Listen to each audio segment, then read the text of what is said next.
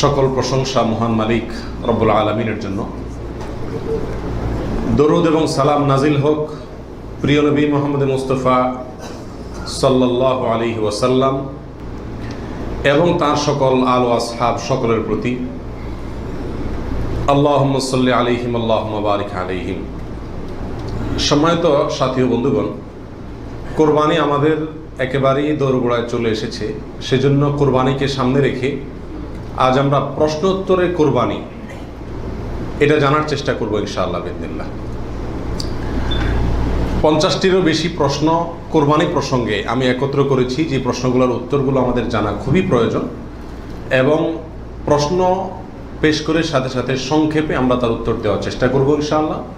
খুব ডিপ বা গভীর ইলমি বা একাডেমিক আলোচনায় আমরা যাব না, সংক্ষেপে শুধুমাত্র উত্তরগুলো টাচ করে যাব, যেন আমরা বিশুদ্ধ রূপে সঠিক উপায়ে জেনে শুনে ভালোভাবে আমাদের কোরবানি আমরা সম্পন্ন করতে পারি।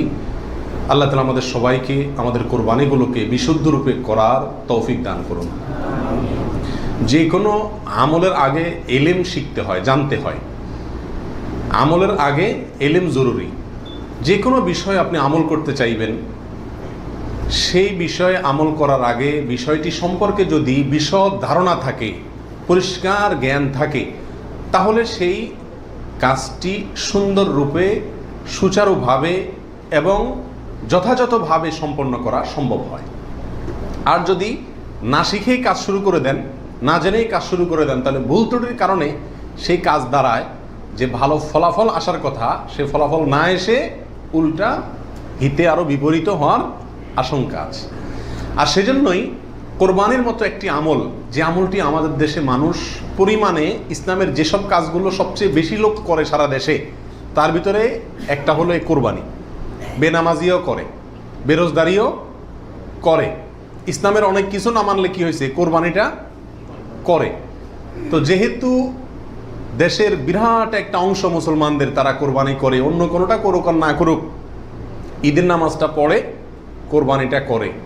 তো সেজন্য এই কোরবানিটাও যে করি আমরা, সেটাও বা কতটা বিশুদ্ধ হচ্ছে, এটা বড় প্রশ্নের বিষয়। সেজন্য আমরা জেনে নেব অল্প কথায় এই কোরবানি প্রসঙ্গে যে জিজ্ঞাসাগুলো আছে, যে প্রশ্নগুলো আছে সেগুলো। কারণ প্রশ্নের মাধ্যমে মানুষ কোনো কিছু শিখলে, সেটা সাধারণ আলোচনার মাধ্যমে শিখলে যতটা মনে থাকে তার চাইতে বেশি মনে থাকে। আল্লাহ তাআলা আমাদের সবাইকে উপকারী ইলম সবসময় গ্রহণ করার তৌফিক দান করুন। প্রিয় ভাইয়েরা, কোরবানি প্রসঙ্গে কোরআনে কারীমের একটি আয়াত আমি তেলাওয়াত করেছি। আল্লাহ সুবহানাহু ওয়া তাআলা বলেছেন, লা ইয়ানালাল্লাহা লুহুমুহা ওয়ালা দিমাউহা। তোমরা যে পশু আল্লাহকে সন্তুষ্ট করবার উদ্দেশ্যে জবাই করে থাকো, কোরবানি করে থাকো, এর গোশত, এর রক্ত কোনো কিছুই আল্লাহর কাছে পৌঁছায় না। ওয়ালাকিন ইয়ানালুহুত তাকওয়া মিনকুম, ওয়ালাকিন ইয়ানালুহুত তাকওয়া। কিন্তু তোমাদের অন্তরে যে তাকওয়াটা আছে, কোন মানসিকতা নিয়ে, কোন উদ্দেশ্য নিয়ে, কেন তুমি কোরবানি করছো, কোরবানি করার সময় তোমার মনের ভেতরকার অবস্থাটা কি, সেটা কিন্তু আল্লাহর কাছে ঠিকই পৌঁছে যায়। গোশত রক্ত জমিনেই থেকে যায়, দুনিয়াতেই থেকে যায়, উপরে ওঠে শুধুমাত্র তোমার অন্তরের ইচ্ছাটা, বাসনাটা। এই জন্য কোরবানি করার আগে সবচেয়ে গুরুত্বপূর্ণ পয়েন্ট হলো নিয়তকে খালেস করে নেওয়া। কি করে নেওয়া ভাই? নিয়তকে খালেস করে নেওয়া। কোরবানি করার আগে একটু ব্রেক দিন, একটু দাঁড়ান, একটু থামুন। আপনি কোরবানি করতে যাচ্ছেন, একটু থামুন। কেন কোরবানি করছেন? নিজেকে নিজে প্রশ্ন করুন এবং এই প্রশ্নের উত্তর নিজেকে নিজে দিন। এরপরে নিজেই বিচার করতে পারবেন আপনার কোরবানির কোনো বিনিময় আদৌ আল্লাহর কাছে পাবেন নাকি কিছুই পাবেন না। সম্মানিত সাথী বন্ধুগণ, যত মানুষ আমাদের সমাজে কোরবানি করে, এই বিশাল জনগোষ্ঠীর সবচেয়ে বড় অংশ বলা যেতে পারে, এই কোরবানিটা আমাদের জন্য আজ ফ্যাশনে পরিণত হয়েছে। এটার ইবাদত থাকে নাই। কারণ ইবাদত হয় সেই কাজ, যে কাজ বান্দা আল্লাহকে খুশি করার জন্য করে। কোরবানিটা সবচেয়ে বেশি সংখ্যক মানুষ করে, এর একটা কারণ এটাও যে কোরবানি এমন একটা ইবাদত যেটা নগদ লাভ নিজেই পায়, গোশতগুলা ফ্রেশ বাসায় উঠাইতে পারে, ঠিক না ভাই? ঠিক। এই কারণে সমাজের বড় একটা অংশ কি করে? কোরবানি করে। আবার অনেকে কোরবানি করে নিজের নেতাগিরি জাহির করার জন্য। নেতা সাহেব, এমপি সাহেব, মন্ত্রী সাহেব, ব্যবসায়ী সাহেব, হ্যাঁ, অমুক সাহেব, তমুক সাহেব, 10টা গরু, 5টা গরু, সবচেয়ে বড় গরু। এই যে একটা প্রতিযোগিতা, এই প্রতিযোগিতাটা মনে হচ্ছে ভালো কাজের প্রতিযোগিতা, আসলে এটা হলো এক ধরনের বড়াই, মাতবরির প্রতিযোগিতা, নিজের প্রভাব প্রতিপত্তি, নাম সুনাম এগুলোকে প্রতিষ্ঠিত করার প্রতিযোগিতা, যেটা কি প্রশংসনীয় নাকি নিন্দনীয়? নিন্দনীয়। এই জন্য ভাইরা আমার, কোরবানি করার আগে প্রথম একটু থেমে নিজেকে প্রশ্ন করতে হবে, আমি কেন কোরবানি করছি? আমি কি মানুষকে দেখাবার জন্য করছি না আল্লাহকে সন্তুষ্ট করার জন্য করছি? এই বিষয়টি নিজেকে নিজে প্রশ্ন করে এর ইতিবাচক এবং সঠিক উত্তর বের করে আনতে হবে, তারপরে কোরবানির দিকে পদক্ষেপ নিতে হবে। আল্লাহ তাআলা আমাদের সবাইকে বিশুদ্ধ রূপে সঠিকভাবে কোরবানি করার তৌফিক দান করুন। প্রিয় ভাইরা আমার, এবার আমরা চলে যাই প্রশ্ন উত্তরে সরাসরি। প্রথম প্রশ্ন হলো, কোরবানি কি? কোরবানি এটি উর্দুতে ব্যবহার হয়ে থাকে ত্যাগের অর্থে। কোরবানি করা, যে কোনো কাজের জন্য কোরবানি করা মানে কি করা? ত্যাগ করা। এই পশু কোরবানিকে কোরবানি বলা হয় এই জন্য যে এই কোরবানিটাও আসলে মূলত কি? ত্যাগেরই শিক্ষা বহন করছে। ইব্রাহিম আলাইহিস সালামের ত্যাগের স্বাক্ষর এই পশু কোরবানি। এর মাধ্যমে ইব্রাহিম আলাইহিস সালাম যে আল্লাহর জন্য বিশাল বড় ত্যাগ করেছিলেন, আল্লাহর কথাকে মানতে গিয়ে নিজের জীবনের সবচেয়ে বড় পরীক্ষার সম্মুখীন হয়েছিলেন এবং তিনি ত্যাগ করে পরীক্ষা উত্তীর্ণ হয়েছেন। এই কোরবানি যেহেতু তার স্বাক্ষর, সেই জন্য ওই আমাদের সমাজে উর্দুতে সচরাচর যে কোরবানি এই শব্দটি ব্যবহার হয় সেটাই প্রচলিত আছে, অর্থাৎ ত্যাগ করা, কোরবানি। আর আরবিতেও কোরবান শব্দটি আছে, যেটা কোরআনে আল্লাহ তাআলা ব্যবহার করেছেন। আদম আলাইহিস সালামের 2 ছেলে কাবিল এবং হাবিল, তারা উভয়ে আল্লাহর কাছে আল্লাহর সন্তুষ্টির জন্য তারা সাদাকা পেশ করেছিল, নৈকট্য অর্জন করার জন্য। আল্লাহ বলেছেন ইত্তাকাররাবা কুরবানান, তারা উভয়ে যখন কোরবান পেশ করছে, যে কোরবান শব্দ কোরআনেও আছে, অর্থাৎ তারা উভয়ে এমন বস্তু পেশ করেছে যার মাধ্যমে আল্লাহর নৈকট্য অর্জন করা যায়। সেই অর্থে কোরবান মানে হলো আল্লাহর কাছে নৈকট্য অর্জন করার মাধ্যম বা উপায়, অর্থাৎ ত্যাগ করা অথবা আল্লাহর কাছে নৈকট্য অর্জন করার মাধ্যম। এ হলো কোরবানির সংক্ষিপ্ত শাব্দিক পরিচিতি। আর ইসলামী শরিয়াতে কোরবানি বলা হয় জিলহজের 10 তারিখে এবং তার পরবর্তী যে দিনগুলোতে কোরবানি করা যায় সেই দিনগুলোর ভেতরে কোনো পশু, অনুমোদিত পশু যেগুলো জবাই করলে সওয়াব হয় দিনগুলোতে, সেগুলোকে আল্লাহকে সন্তুষ্ট করার উদ্দেশ্যে জবাই করার নাম হলো কোরবানি। এ হলো ইসলামী শরিয়ার পরিভাষায় কোরবানির মোটামুটি একটি সংজ্ঞা। দ্বিতীয় প্রশ্নে চলে যাই আমরা, কখন কিভাবে কোরবানি শুরু হয়েছিল?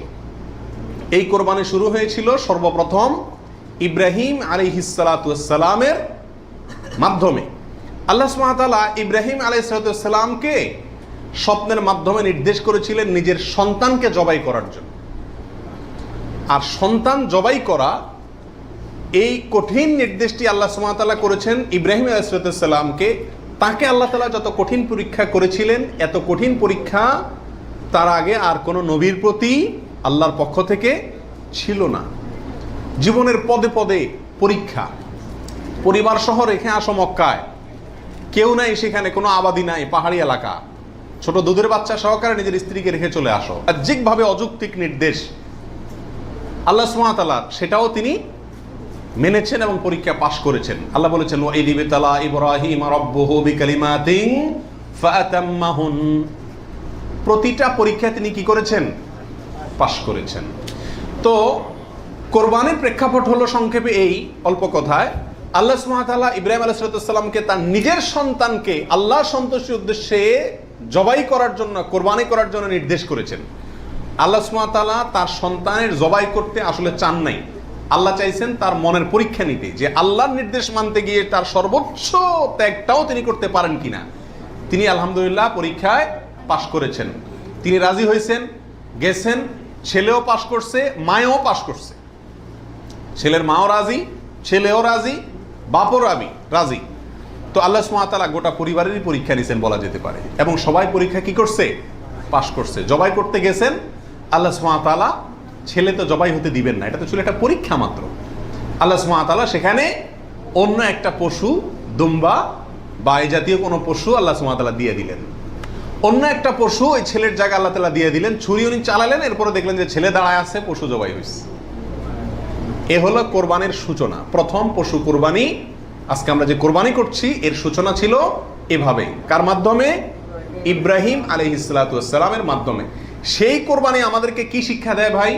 সেই কোরবানি আমাদেরকে শিক্ষা দেয়, আল্লাহ সুবহানাহু ওয়া তাআলা যখন কোনো কাজের জন্য নির্দেশ করবেন, আল্লাহর গোলাম হিসাবে, আল্লাহর নুন খাই সেই হিসাবে নিঃশ্বাস গ্রহণ করছি, ছাড়ছি, প্রতি মুহূর্তে মুহূর্তে আল্লাহর নিয়ামতের সাগরে হাবুডুবু খাচ্ছি।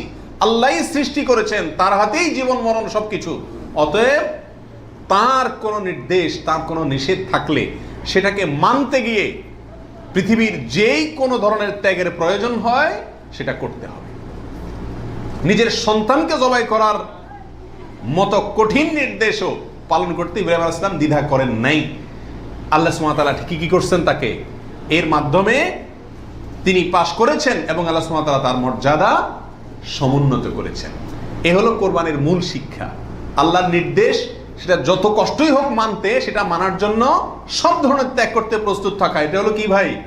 কোরবানির শিক্ষা। আর ওখান থেকেই কোরবানিটা শুরু হয়েছে। এরপরে আল্লাহ সুবহানাহু ওয়া তাআলা সেটাকে পৃথিবীর মানুষের জন্য ওই স্মৃতিকে, ওই আদর্শকে রেখে দিয়েছেন। এখন আমরা পশু কোরবানি করছি, কিন্তু এটার শুরুতে কিন্তু পশু কোরবানি ছিল না। মূলত এটা শুরুতে ছিল নিজের সকল কামনা, বাসনা, ভালোবাসা সবকিছুকে আল্লাহর নির্দেশের সামনে কি করে দেওয়া? কোরবানি করে দেওয়া। এ হলো এই কোরবানির গোড়ার ইতিহাস। এখন কোরবানির খোলসটা আছে, ভেতরেরটা আর নাই। এখন শুধু পশুই কোরবানি করি আমরা। নিজের ভেতরকার পশুত্ব, আমিত্ব, মনের খাহেশ, প্রবৃত্তি, এটাকে আর কি করি না? জবাই করি না। আল্লাহ তাআলা আমাদের সবাইকে কোরবানির আসল যে ইতিহাস সেটা থেকে শিক্ষা গ্রহণ করে এমনভাবে কোরবানি করার তৌফিক দান করুন, যেই কোরবানি প্রকৃত অর্থেই কোরবানি হয়, যেই কোরবানি আমাদের জান্নাতে যাওয়ার কারণ হয়, মাধ্যম হয়, সেইভাবে কোরবানি করার এবং কোরবানির সেই ইতিহাস থেকে আল্লাহ তাআলা আমাদেরকে শিক্ষা গ্রহণ করার তৌফিক দান করুন। প্রিয় ভাইয়েরা, 3 নম্বর প্রশ্ন হলো, কোরবানি কি জরুরি কোনো বিধান নাকি ঐচ্ছিক? অর্থাৎ কোরবানি কি সবার জন্য করা জরুরি, নাকি কোরবানি সুন্নাত, নফল, মুস্তাহাব জাতীয় কোনো আমল? তো এই বিষয়ে বলবো যে এই ক্ষেত্রে ওলামা একরামের 2টি প্রসিদ্ধ মত আছে। ওলামা একরামের অনেকেই বলেন যে কোরবানি করা এটা সকলের জন্য জরুরি, যাদের সামর্থ্য আছে। ঈদের দিন, কোরবানি ঈদের দিন অথবা পরবর্তী দিনগুলোতে যেগুলোতে কোরবানি করা যায়, এই সময়ের ভিতরে যার কাছে নেশা পরিমাণ টাকা আছে তার জন্য কোরবানি করা ওয়াজিব, জরুরি, বাধ্যতামূলক। না করলে গুনাহ হবে। এটা অনেক ওলামা একরামের মত। তাদের দলিল সংক্ষেপে শুধু দলিলগুলো হালকা হালকা টাচ করে যাই। মুসনাদে আহমদ, ইবনে মাজা, মুস্তাদরাকে হাকিম এবং আরো অনেক কিতাবে একটা হাদিস বর্ণিত হয়েছে, যে হাদিসকে মুহাদ্দিসিন ইকরাম সহিহ বলেছেন। আল্লামা আলবানী রাহিমাহুল্লাহ নিজে হাদিসে সহিহ বলেছেন। সেটা হলো এই, নবী সাল্লাল্লাহু আলাইহি ওয়াসাল্লাম বলেছেন, মান ওয়াজাদা সাআতান আন ইউদাহিয়া ওয়া লাম ইউদাহি ফালা ইয়াকরাবান্না মুসাল্লানা।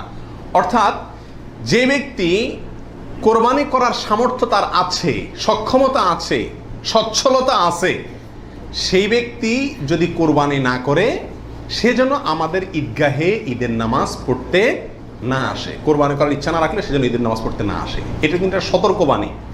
শরীয়তে এই ধরনের নির্দেশ সুন্নত নফলের ক্ষেত্রে করা হয় না, ফরজ ওয়াজিবের ক্ষেত্রেই সাধারণত করা হয়। এটা হলো অন্য যুক্তি। দ্বিতীয় দলিল হলো, এটাও মুস্তাদে আহমদে আসছে এবং হাফেজ ইবনে হাজার আল আসকালানী রাহিমাহুল্লাহ, বিশ্ববিখ্যাত হাদিস ব্যাখ্যাতা, তিনি বলেছেন যে হাদিসটি বিশুদ্ধ। নবী সাল্লাল্লাহু আলাইহি ওয়াসাল্লাম বলেছেন, ইয়া আইয়ুহান নাস, হে লোক সকল, ইন্না আলা কুল্লি আহলি বাইতিন উদহাইয়াতুন ওয়া আতিরাতুন, নিশ্চয়ই প্রত্যেক পরিবারের লোকের উপরে, প্রত্যেক পরিবারের উপরে একটি করে কোরবানি এবং আতিরা, এটা ওয়াজিব। আতিরা হলো রজব মাসে যে পশুটি জবাই করা হয়, সেটা একসময় ওয়াজিব ছিল, পরে এটা রহিত হয়ে গেছে। তো এখানে নবী সাল্লাল্লাহু আলাইহি ওয়াসাল্লামের ভাষা হলো ইন্না আলা কুল্লি আহলি বাইতিন, প্রত্যেক পরিবারের উপরে কোরবানি করা জরুরি। জরুরি, আলা এই শব্দটি জরুরি অর্থ বোঝানোর জন্যই আসে। এটিও বিশুদ্ধ হাদিস। তাহলে আরো অনেকগুলো হাদিস আছে এই জাতীয়, যে হাদিসগুলোর আলোকে ওলামা ইকরামের একটা অংশ বলেন যে এই কোরবানি ওয়াজিব। ইমাম আজম আবু হানিফা রাহিমাহুল্লাহর মত এটা। এর বিপরীতে অনেক ওলামা ইকরাম বলেন কোরবানি করা ওয়াজিব নয়, এটা সুন্নাতে মুআক্কাদা। সুন্নাতে মুআক্কাদা মানে কি? সুন্নাত কিন্তু খুবই গুরুত্বপূর্ণ সুন্নাত, বিনা কারণে এটা ছাড়া মাকরুহ, অপছন্দনীয়, ভালো কাজ নয়। সুন্নতে মুআক্কাদা এবং ওয়াজিবের সাথে খুব বেশি তারতম্য নাই, কাছাকাছি গুরুত্বের বিচারে প্রায়। সাহাবীদের ভিতরে অনেক প্রসিদ্ধ সাহাবী তারা কোরবানি করতেন না, ওয়াজিব মনে করবে মানুষ এই ভয়, এরকম কোনো বর্ণনায় পাওয়া যায়। তারপরে কোনো বর্ণনা জানাবে এটাকে সুন্নাতু আবিকুম ইব্রাহিম এ জাতীয় শব্দ ব্যবহার করেছেন। এসব কারণে ওনারা সুন্নত বলেন, সুন্নতে মুআক্কাদা বলেন। যাই হোক, সর্বসাকুল্যে এই কোরবানি খুবই গুরুত্বপূর্ণ একটি বিধান, এটা হলো নিশ্চিত। ওয়াজিবের মতটা গ্রহণ করলে এটা বেশি সতর্কতা হয় এবং ইখতিলাফ এবং মতপার্থক্যের ঊর্ধ্বে উঠা যায়, এবং অনেকগুলো বর্ণনা এর পক্ষে রয়েছে। 4 নম্বর প্রশ্ন হলো, কোরবানি কয়টা করতে হয়? এই প্রশ্নটা আজকাল এই জন্য করতে হচ্ছে যে এখন আমরা সমাজে কোরবানির সংখ্যা বাড়ানোর জন্য এক ধরনের প্রতিযোগিতা খেয়াল করতেছি।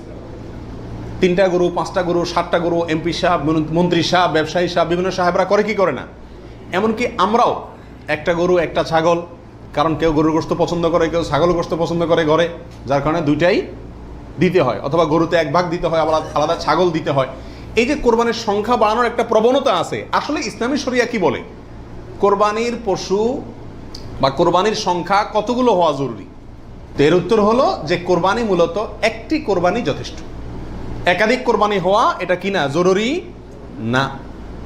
নবী আলাইহিস সালাতু ওয়াস সালামের ব্যাপারে সুনানে তিরমিজিতে একটা হাদিস আসছে, যেটা কি ইমাম তিরমিজি হাসান বলেছেন, অন্যান্য উলামা একরাম অনেকে জয়ীফ বলেছেন। কিন্তু জয়ীফ বললেও ওই একই বিষয়ে আরো বিভিন্ন হাদিস আছে। সর্বসাকুল্যে উলামা একরামের বিষয়টা প্রমাণিত, সেটা হলো যে নবী আলাইহিস সালাম 10 বছর মদিনাতে বসবাস করেছেন হিজরতের পরে, এবং এই 10 বছরের প্রতি বছর তিনি কোরবানি করেছেন। প্রতি বছর তিনি কি করেছেন? এবং 2টি হৃষ্টপুষ্ট ভেড়া তিনি কোরবানি করেছেন, 2টি করেছেন। তিনি যদি চাইতেন সংখ্যা অনেক বাড়াইতে পারতেন, উট এবং আরো অনেক বড় বড় পশু দিয়ে কি করতে পারতেন, কোরবানি করতে পারতেন, কিন্তু 2টি ভেড়া কোরবানি করেছেন। তার একটি হলো তার নিজের এবং নিজের পরিবারের পক্ষ থেকে, আরেকটি তার গোটা উম্মতের পক্ষ থেকে, তাওহীদবাদী উম্মতের পক্ষ থেকে। তাহলে বোঝা গেল কোরবানির সংখ্যা বাড়ানোর ভিতরে খুব বেশি কল্যাণ নাই। হ্যাঁ, কেউ যদি কোনো এলাকাতে গরিব মানুষকে খাওয়ানোর উদ্দেশ্যে বেশি কোরবানি করে, নাম ফুটানোর উদ্দেশ্য না থাকে, তাহলে অবশ্যই সেজন্য তিনি আল্লাহর কাছে কি পাবেন? আজর এবং সওয়াব পাবেন। 5 নম্বর প্রশ্ন হলো, কয়দিন পর্যন্ত কোরবানি করা যায়? কোরবানির সময়সীমা কতদিন? এর উত্তর হলো, এক্ষেত্রে ওলামা একরামের 2টি মত আছে। অনেক ওলামা একরামের মতে কোরবানি করা যায় ঈদের দিন, জিলহজের 10 তারিখ, আর 11 এবং 12 এই 3 দিন। এটা ইমাম আবু হানিফা রাহিমাহুল্লাহর মত। এর বিপরীতে অনেক ওলামা একরামের মত হলো কোরবানি এটা 4 দিন পর্যন্ত করা যায়। কোরবানি ঈদের দিন এবং তারপরে আরো 3 দিন, 11, 12, 13। যুক্তি হলো যে আইয়ামে তাশরিক, এক হাদিসে আসছে একেবারে সুস্পষ্টভাবেই যে আইয়ামে তাশরিক এই দিনগুলা সবগুলোই হলো জবাই করার দিন, অর্থাৎ কোরবানি করার দিন। সেহেতু আইয়ামে তাশরিক হলো ঈদের দিন, ঈদের পরে আরো 3 দিন, অর্থাৎ 13 তারিখ, চাঁদের 13 তারিখের সন্ধ্যার আগ পর্যন্ত। এ হলো কোরবানির দিন। তবে কোরবানি প্রথম দিন ঈদের নামাজের পরপরই করা বেশি উত্তম, এতে কোনো সন্দেহ বা ইখতিলাফ কারোর নাই। এবারে সারা দুনিয়ার উলামা একরাম একমত। কারণ নবী আলাইহিস সালাম ঈদের দিন ঈদের নামাজের পরপরই সাধারণত কি করতেন? কোরবানি করতেন। দ্বিতীয় তৃতীয় দিনে তিনি নিতেন না। অতএব একেবারে শুরুতেই করে ফেলা হলো সবচেয়ে উত্তম এবং বেস্ট। এবারে কারো কোনো দ্বিমত নাই। 6 নম্বর প্রশ্ন, কোন সময় থেকে কোরবানি করা যাবে? উত্তর হলো, ঈদের নামাজ যখন পড়া হবে, যেই এলাকাতে গরুটা জবাই হবে ওই এলাকাতে যখন ঈদের নামাজ শেষ হবে, ঈদের নামাজ শেষ হওয়ার পরপরই কি করা যাবে? কোরবানি করা যাবে। আরেক এলাকাতে ঈদের নামাজ শেষ হয়েছে, সেজন্য আপনার এলাকাতে আপনি কি করবেন না? কোরবানি করবেন না। আপনার এই পশু যারা কোরবানি করবে তারা ঈদের নামাজ পড়ার পরপরই কি করতে পারবেন? কোরবানি করতে পারবেন। এ হলো কোরবানির সময়। এরপরে আসি 7 নম্বর প্রশ্ন, রাতে কি কোরবানি করা যাবে? এই প্রশ্নের উত্তর হলো, রাতে কোরবানি করাকে ওলামা একরাম মাকরুহ বা অপছন্দনীয় বলেছেন। তার কারণ হলো, কোরবানি একটা আল্লাহর গুরুত্বপূর্ণ বিধান। এখানে পশুর রগ নির্দিষ্ট সংখ্যায়, নির্দিষ্ট রগগুলো কাটা যেতে হবে। রাতে করলে অন্ধকারে সেগুলো কম বেশ হয়ে যেতে পারে, এই আশঙ্কায় দিনের বেলায় করা উত্তম এবং রাতের বেলায় মাকরুহ বলেছেন। তবে যদি পর্যাপ্ত আলোর ব্যবস্থা থাকে এবং এরকম কোনো ভুল হওয়ার আশঙ্কা না থাকে, তাহলে রাতেও কোরবানি করা যাবে, অর্থাৎ এই দিনগুলোতে আর কি, যে দিনগুলোতে করা যায়। এরপরে আসি 8 নম্বর প্রশ্ন, কোন কোন পশু দিয়ে কোরবানি করা যাবে? আপনি হাঁস মুরগি দিয়ে কোরবানি দিলে কোরবানি হবে কিনা? তো এর উত্তর হলো, বড় পশুর ভিতরে 3 ধরনের পশু আর ছোট পশুর ভিতরে 3 ধরনের পশু, এগুলো দিয়ে কি করা যাবে? কোরবানি দেওয়া যাবে। বড় পশুর ভিতরে কোরবানি দিতে পারবেন ওট, গরু, মহিষ, এগুলো দিয়ে। মহিষ দিয়ে দিতে পারবেন কিনা এটা নিয়ে ওলামায়ের ভিতরে সামান্য ইখতিলাফ আছে। অনেকে মহিষকে গরুর অন্তর্ভুক্ত করেছেন, অনেকে করেন নাই। যার কারণে যারা করেছেন তারা বলছেন করা যাবে, যারা করেন নাই তারা বলছেন করা যাবে না। এই জন্য একান্ত অনন্য উপায় না হলে সেদিকে না যাওয়াই ভালো, ইখতিলাফের দিকে। আর ছোট পশুর ভিতরে 3টা, দুম্বা, ছাগল এবং ভেড়া, এগুলো দিয়ে কি করা যাবে? কোরবানি করা যাবে। এছাড়া অন্য কোনো পশু দিয়ে, এই গৃহপালিত পশু ছাড়া আপনি হরিণ দিয়ে অথবা অন্য কোনো হালাল পশু যেটা গৃহপালিত না, সেটা দিয়ে কি করা যাবে না? কোরবানি দেওয়া যাবে না, দিলে কোরবানি হবে না। 9 নম্বর প্রশ্ন হলো, গাভী এবং ষাঁড় উভয়টা দিয়ে কোরবানি দেওয়া যাবে? কি বলেন? গাভী এবং ষাঁড় দুইটা দিয়ে কোরবানি দেওয়া যাবে? যাবে। গাভী দিয়েও দেওয়া যাবে, ষাঁড় দিয়েও দেওয়া যাবে। 10 নম্বর প্রশ্ন হলো, পশুর বয়স কত হতে হবে? কত বছর বয়স হলে আপনি সেই পশু দিয়ে কি করতে পারবেন? কোরবানি দিতে পারবেন। এর উত্তর হলো, পশু যদি হয় সবচেয়ে বড় পশু অর্থাৎ ওট, তাহলে সেক্ষেত্রে সেটার বয়স হতে হবে কমপক্ষে 5 বছর। কত বছর? 5 বছরের নিচে যদি ওটের বয়স থাকে, ওইটা এমনি জবাই করতে খেতে পারবেন, কিন্তু কোরবানি হিসাবে কি করতে পারবেন না, জবাই করলে ওটা কোরবানি আদায় হবে না। গরু যদি হয় তাহলে সেক্ষেত্রে তার বয়স হইতে হবে কমপক্ষে 2 বছর। আর ছাগল, দুম্বা, ভেড়া এগুলো যদি হয় তাহলে তার বয়স হইতে হবে কমপক্ষে 1 বছর। তাহলে ছোট পশুগুলা 1 বছর, গরু 2 বছর, ওট 5 বছর। ছোট পশুর মধ্যে আবার দুম্বা, ভেড়া এগুলো যদি 6 মাসের বয়স, 7 মাস, 8 মাসের বয়সেরটা দেখতে 1 বছরটার মতো বড় দেখা যায় তাহলে চলবে, কিন্তু ছাগলের ক্ষেত্রে পরিপূর্ণ কি হইতে হবে? 1 বছর হওয়া লাগবে। 11 নম্বর প্রশ্ন হলো, দাঁত দেখে বয়স নির্ধারণ করে আমাদের দেশে, এটা কি ঠিক নাকি বেঠিক? কি বলেন আপনারা? এটা ঠিক।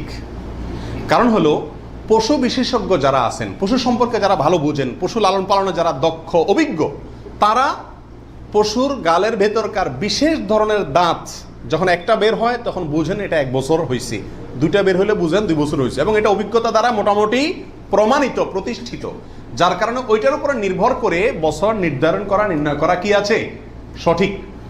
তবে কোনো পশু যদি নিশ্চিতভাবে জানা যায় তার বয়স 1 বছর, 2 বছর বা যেই পরিমাণ বয়স হওয়া দরকার সেই পরিমাণ বয়স হয়েছে কিন্তু দাঁত উঠে নাই, তবুও সেটা দিয়ে কি দেওয়া যাবে? কোরবানি দেওয়া যাবে। দাঁতটা মেইন না, মেইন হলো বয়সটা ওই পরিমাণ হয়েছে কি না। ওই বয়সে হওয়ার পরও কি থাকতে পারে? দাঁত নাও থাকতে পারে।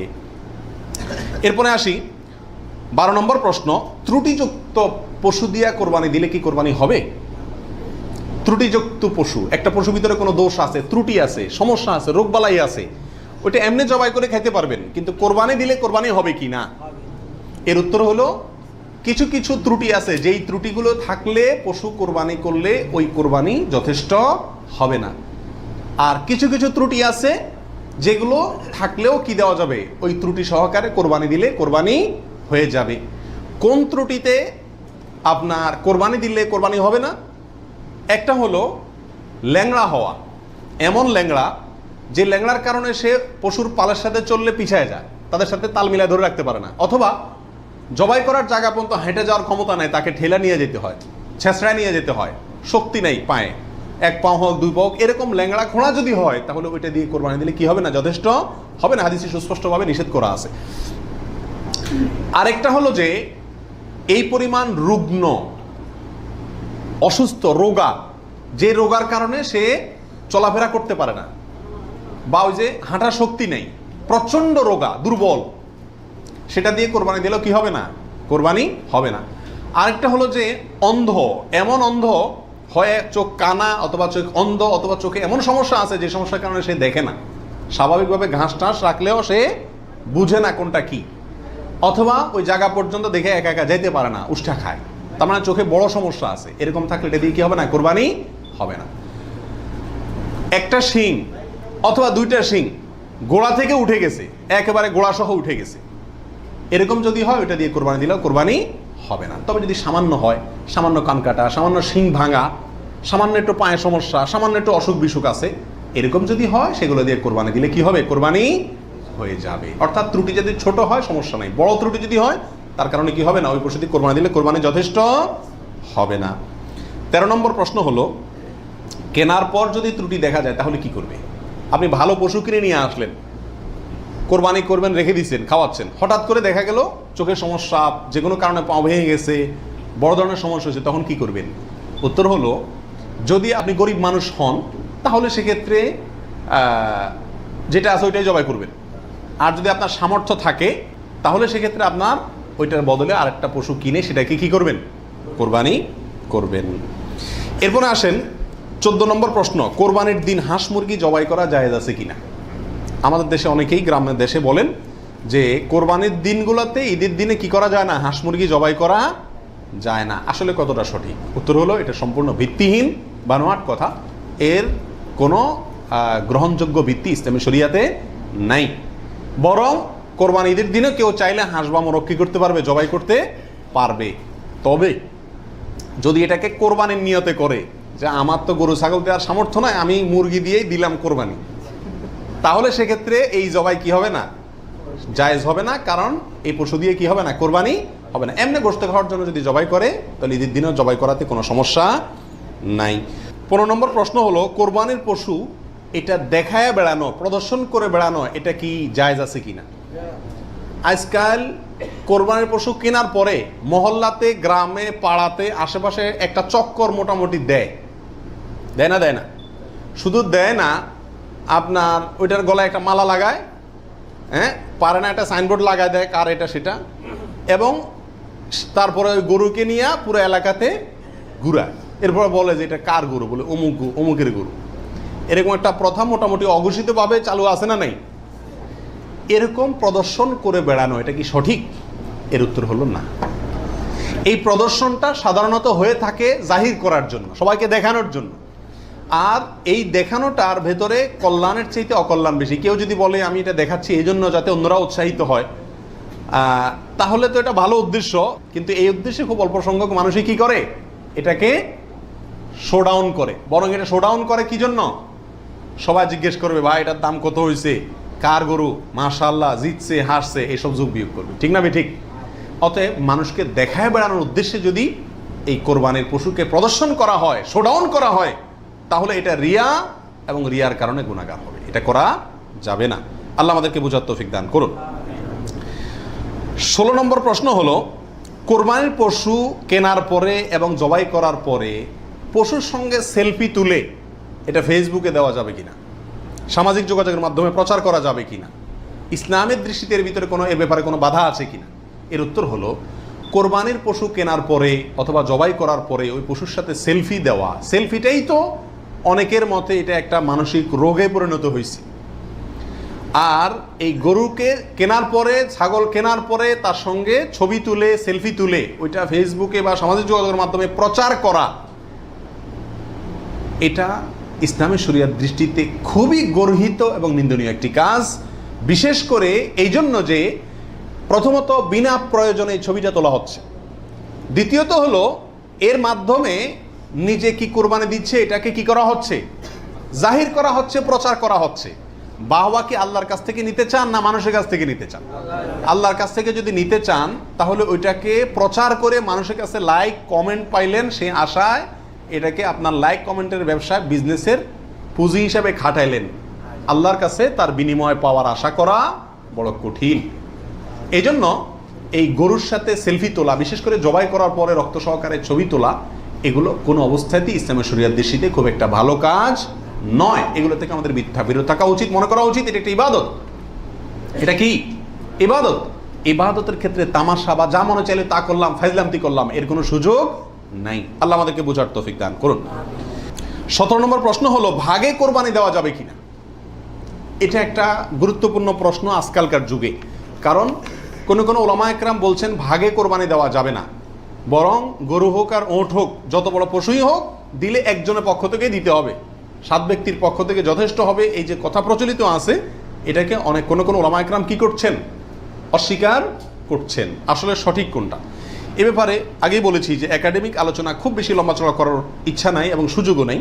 শুধু সংক্ষেপে এটুকু বলবো, সব যুগেই সবচাইতে বেশি সংখ্যক ওলামাদের মতে, বলা যায় প্রায় সবার মতে, সমস্ত ওলামা ইকরামের মতেই বলা যেতে পারে প্রায়, গরুর ক্ষেত্রে একটা গরু 7 জন ব্যক্তির পক্ষ থেকে কি হবে? কোরবানির জন্য যথেষ্ট হবে। এক্ষেত্রে বিচ্ছিন্নভাবে যে 2-1 জন আলেম বলছেন যে গরু হোক আর ওট হোক একজন থেকে হবে, 7 জন থেকে হবে না, তাদের যুক্তিগুলা খুবই ঠুনকো এবং খুবই দুর্বল। নবী আলাইহিস সালাম যে সফরে একাধিক ব্যক্তিকে কোরবানিতে অংশগ্রহণের সুযোগ দিয়েছিলেন, তারা বলেন যে ওটা সফরের জন্য নির্দিষ্ট, অথচ নবী আলাইহিস সালাম সেটা নির্দিষ্ট করেন নাই, এটা ওনারা নির্দিষ্ট করছেন। নবী আলাইহিস সালামের কোনো নির্দেশ সফরে হোক, হাজারে হোক, সফরের বাইরে হোক, যে কোনো নির্দেশ সাধারণত ব্যাপকভাবেই সবার জন্য সব সময়ের জন্য প্রযোজ্য হয় যদি কোরআন এবং সুন্নাহর কোনো বর্ণনা দ্বারা নবী আলাইহিস সালাম নিজে ওইটাকে নির্দিষ্ট না করে দেন। তিনি সফরে যদি কোনো নির্দেশ করেন, ওই সফরের বাইরের জন্য সেটা কার্যকর হবে কি হবে না? যদি কেউ সফরের জন্য নির্দিষ্ট করতে চায় তাহলে তার জন্য পৃথক দলিলের প্রয়োজন। বিধায় এটাই হলো বেশিরভাগ ওলামা একরামের মত। বিচ্ছিন্নভাবে কোনো আলেমের মত থাকতে পারে, কিন্তু সে 1-2 জন আলেমের কথা না শুনে সংখ্যাগরিষ্ঠ ওলামা একরামের মতের উপর আমল করবেন। গরুর ক্ষেত্রে 7 জনের পক্ষ থেকে যথেষ্ট হবে। তবে একটা কথা এখানে বলতেই হবে, সেটা হলো উত্তম হলো একাকি দেওয়া, ভাগে না দিয়ে কিকে দেওয়া? একাকি দেওয়া। এক্ষেত্রে কারোর কোনো দ্বিমত নাই, একাকি দিতে পারলে সেটা সবচেয়ে বেস্ট এবং ভালো। 18 নম্বর প্রশ্ন হলো, পরিবারের সব সদস্য বা একাধিক সদস্য যদি সামর্থ্যবান হয় তাহলে সবাই দিবে, নাকি গোটা পরিবারের পক্ষ থেকে একজন দিলেই চলবে? নবী আলাইহিস সালাম থেকে এক্ষেত্রে একটা হাদিস বর্ণিত হয়েছে, যেটা একটু আগে আপনাদেরকে শুরুতে আমি শুনেছি, মুসনাদ আহমদে বর্ণিত হয়েছে এবং আরও অনেক হাদিসের কিতাবে কাছাকাছি হাদিস বর্ণিত হয়েছে। নবী আলাইহিস সালাম বলেছেন যে প্রত্যেক পরিবারের উপরে একটি কোরবানি জরুরি, প্রত্যেক পরিবারের উপরে উযহিয়াতুন, একটি কোরবানি জরুরি, আলা কুল্লি আহলি বাইতিন, এই ধরনের শব্দ তিনি ব্যবহার করেছেন, প্রত্যেক পরিবারের উপরে। এই হাদিস থেকে বোঝা যায় কোরবানি এটা এক পরিবারে একাধিক সদস্য যদি হয় সামর্থ্যবান, তথাপি যিনি মূল কর্তা তিনি দিলেন তাহলে সবার পক্ষ থেকে হয়ে যাবে। এর বিপরীতে ওলামা ইকরামের আরেকটি মত আছে, যেটা ইমাম আবু হানিফা রাহিমাহুল্লাহর মত, সেটা হলো কোরবানি পরিবারের একাধিক সদস্য যদি সবাই যদি সামর্থ্যবান হয় তাহলে প্রত্যেকের পক্ষ থেকে দিতে হবে। ওনার যুক্তি, উনি বলেন নবী আলাইহিস সালামের ওই হাদিস, যে হাদিসে তিনি বলেছেন যার সামর্থ্য আছে আর কোরবানি দেয় না সেই জন্য ঈদগাহে না আসে। এখানে যার সামর্থ্য আছে প্রত্যেক ব্যক্তিকেই শামিল করে এই নির্দেশনা। বিষয়টা গবেষণামূলক, উভয় পক্ষেরই দলিল এবং যুক্তি আছে। তো এক্ষেত্রে সতর্কতামূলক মত যদি অবলম্বন করি আমরা, তাহলে প্রত্যেকেরই যার যার সামর্থ্য আছে তার পক্ষ থেকে করা যেতে পারে, এবং করলে সমস্যা হবে এটা কারোর মতেই নাই। 19 নম্বর প্রশ্ন হলো, 7 ভাগের নিচে হলে কোনো সমস্যা আছে কিনা গরুতে? একটা গরুতে ধরেন 5 জন মিলে দিলেন, 4 জন মিলে দিলেন, 3 জন মিলে দিলেন, 6 জন মিলে দিলেন, 7-এর নিচে হলো, এটা কি যথেষ্ট হবে না কোনো সমস্যা আছে? এর উত্তর হলো কোনো সমস্যা নাই। আমাদের দেশে অনেকে মনে করেন যে গরু দিলে 7 পুরা করতে হবে, এই জন্য যখন 7-এর সংখ্যা না পায় তখন এবার খুঁজে খুঁজে অনেক মৃত মানুষকেও যোগ করে, যেভাবে হোক কি করতে হবে? 7 পুরা করতে হবে। বিষয়টা এরকম না। কোরবানির গরুতে সর্বোচ্চ 7 পর্যন্ত দেওয়া যায়, 3 জন, 2 জন, 7 জন, 5 জন, 6 জন, যে কোনো সংখ্যায় 7-এর নিচে থাকলেই কোরবানি দেওয়া যাবে। এরপরে আসেন 20 নম্বর প্রশ্ন হলো, অমুকের নামে কোরবানি দেওয়া, তমুকের নামে কোরবানি দেওয়া, 7 নামে, 3 নামে, 5 নামে, এরকম একটা কথা সমাজে প্রচলিত আছে। এই কথাটা বলাটা সঠিক কিনা? এর উত্তর হলো না, এটা সঠিক না, এই কথাটা ভুল। কিন্তু এই ভুলটা এমন ভুল না যে ভুলের কারণে বড় ধরনের গুনাহ হয়ে যাবে, কারণ এটা বলার ভুল, এভাবে বলাটা উচিত না। কারণ কোরবানি হবে মূলত আল্লাহ সুবহানাহু ওয়া তাআলার নামে, অতএব 5 নামে, 4 নামে, 3 নামে, 7 নামে কোরবানি হয় না। নাম শুধু একটাতেই হয়, সেটা হলো বিসমিল্লাহ, আল্লাহর নামে, ঠিক না ঠিক? অতএব এই কথাটা বলার ভুল। এখানে বলতে হবে 7 জনের পক্ষ থেকে, 3 জনের পক্ষ থেকে, বা 3 শরিক, 5 শরিক, 5 শেয়ার, 5 ভাগ, এভাবে বলা যেতে পারে। কিন্তু বা অমুকের পক্ষ থেকে, তমুকের পক্ষ থেকে, এভাবে বলা যেতে পারে, কিন্তু অমুকের নামে, তমুকের নামে এভাবে বলাটা উচিত নয়। যদিও এখানে কেউ এই উদ্দেশ্যে বলে না যে আল্লাহর সাথে শরিক করে 3 জনের নামে দিচ্ছি, এরকম কেউ উদ্দেশ্য নেয় না, সেজন্য এটা কি হবে না, শিরকে পৌঁছাবে না। তারপর এভাবে না বলাই উচিত এবং উত্তম, নিরাপদ। 21 নম্বর প্রশ্ন হলো, নারী বুড়ি এটা অনেক সময় নিজেরা সাফ করতে কষ্ট হয় বা পারে না, তখন কাউকে দিয়ে সাফ করায়, সাফ করানোর পরে বলে সাফ করে দিবা, তুমি অর্ধেক নিবা, আমাদেরকে অর্ধেক দিবা। এরকম হয় কি হয় না? তাকে নারী বুড়ির অংশ দিলেন অথবা পশুর গোশতের অংশ দিলেন, এটা জায়েজ আছে কিনা?